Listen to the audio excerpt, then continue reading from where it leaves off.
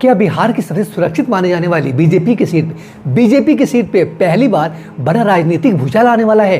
क्या प्रशांत किशोर वही कर सकते हैं जो पिछले 40 वर्षों में कोई नहीं कर पाया, या फिर बांकीपुर एक बार फिर साबित करेगा कि यहाँ चुनाव उम्मीदवार नहीं परंपरा जीतती है? नमस्कार, मैं आशीष शरण और आप देख रहे हैं अनजिप्ड। आज हम बात करेंगे पटना की सबसे चर्चित विधानसभा सीट बांकीपुर की, जहां इसी महीने के 30 तारीख को उपचुनाव होने वाला है। बीजेपी के दिग्गज नेता नितिन नवीन के राज्यसभा जाने और पार्टी का राष्ट्रीय अध्यक्ष बनने के बाद यह सीट खाली हुई है।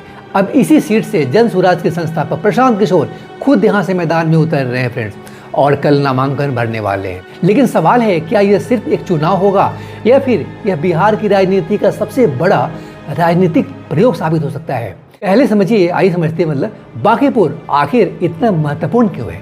तो देखिए, बांकीपुर कोई साधारण विधानसभा सीट नहीं है।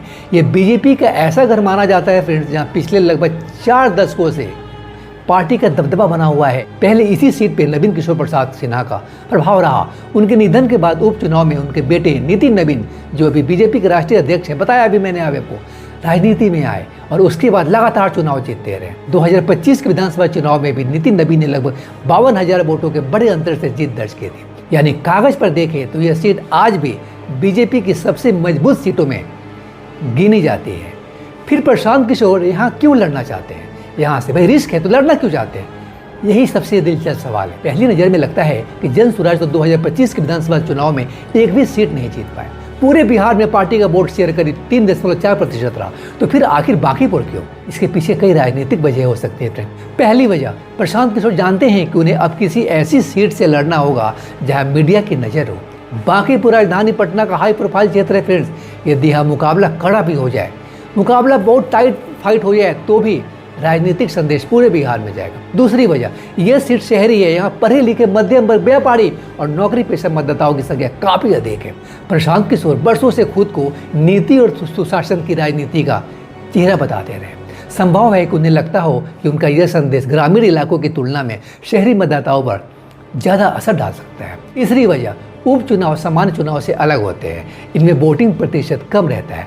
यदि विपक्ष एकजुट हो जाए और सत्तारूढ़ दल के कुछ समर्थक मतदान के लिए घर से न निकले, तो मुकाबला अपेक्षा से ज़्यादा दिलचस्प हो सकता है। और चौथी वजह, प्रशांत किशोर स्वयं इस चुनाव को सिर्फ एक विधानसभा चुनाव नहीं, बल्कि सरकार के कामकाज पर जनमत संग्रह की तरह पेश करने की कोशिश कर रहे हैं।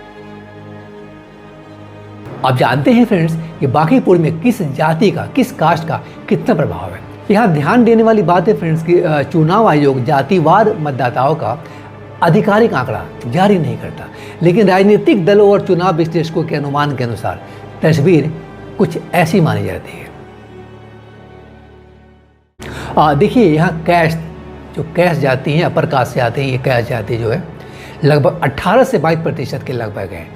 यही कारण है कि बांकीपुर को लंबे समय से कैस्ट बहुल सीट कहा जाता है। इसके अलावा भूमिहार, ब्राह्मण, राजपूत, वैश्य, यादव, कुर्मी, कुशवाहा, दलित समुदाय, अति पिछड़ा वर्ग और मुस्लिम मतदाता भी, अति पिछड़ा वर्ग और मुस्लिम मतदाता भी उल्लेखनीय संख्या में मौजूद है।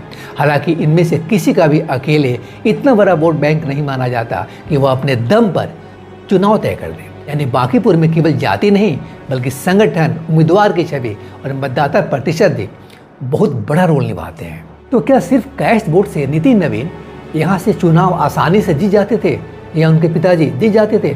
बिल्कुल नहीं। मान लीजिए यदि कैस्ट मतदाता पूरी तरह एक तरफ भी चले जाए, मतलब एक ही तरफ साइल हो जाए, तब भी जीत के लिए दूसरे समुदायों का समर्थन जरूरी होगा।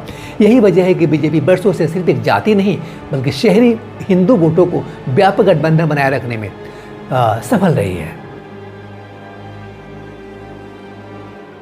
देखिए, मौका है, लेकिन चुनौती उससे कहीं बड़ी है। उन्हें कम से कम 5 मोर्चों पर एक साथ लड़ना होगा, जैसे बीजेपी की मजबूत संगठनात्मक मशीनरी, नितिन नवीन परिवार की वर्षों पुरानी राजनीतिक पकड़, जन स्वराज की कमजोर बूथ संरचना, पिछले चुनाव में शून्य सीट, एक भी सीट नहीं मिला था, शून्य सीट पर का मनोवैज्ञानिक असर, विपक्षी सीटों का बिखराव।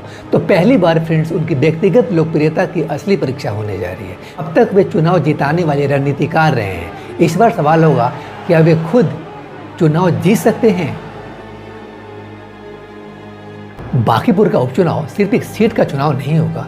यह तय करेगा कि क्या बीजेपी का 40 साल पुराना किला पहले जैसा मजबूत है, या फिर बिहार की राजनीति में कोई नई शुरुआत होने वाली है। और सबसे बड़ा सवाल, क्या प्रशांत किशोर रणनीतिकार से सफल जन नेता बनने की पहली सीढ़ी चढ़ पाएंगे?